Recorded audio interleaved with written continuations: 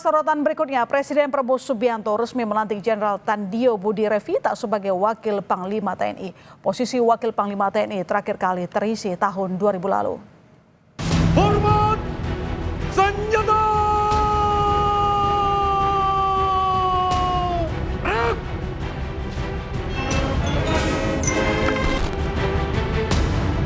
Setelah 25 tahun kosong, posisi Wakil Panglima TNI kembali terisi.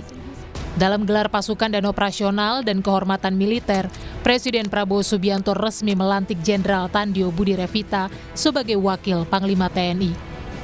Sebelumnya, Tandio Budi Revita menjabat Wakil Kepala Staf TNI Angkatan Darat dengan pangkat Letjen.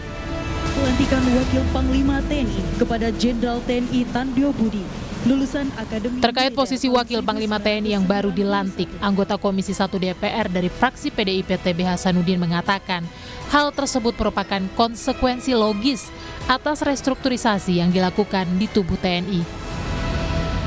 Dengan pendamaian personil, ada restrukturisasi, ya terus terjadi. Ya, kendali atau rentang kendali komando pengendalian itu menjadi semakin luas. Plus tentu tupoksinya bertambah. Sehingga di situ dibutuhkan Wakil Panglima TNI. Jadi ini konsekuensi logis dari pengembangan kesiapan prajurit TNI. Sementara pengamat militer ISES Hairul Fahmi menilai keberadaan Wakil Panglima TNI membantu tugas Panglima untuk koordinasi lintas matra.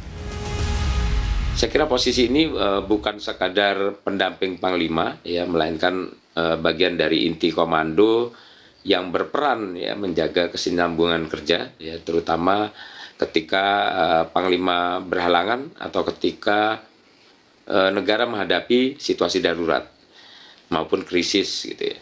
Fungsi ini juga penting ya untuk mempercepat proses pengambilan keputusan, mengurai beban koordinasi yang. Pelantikan Wakil Panglima TNI menjadi momen bersejarah.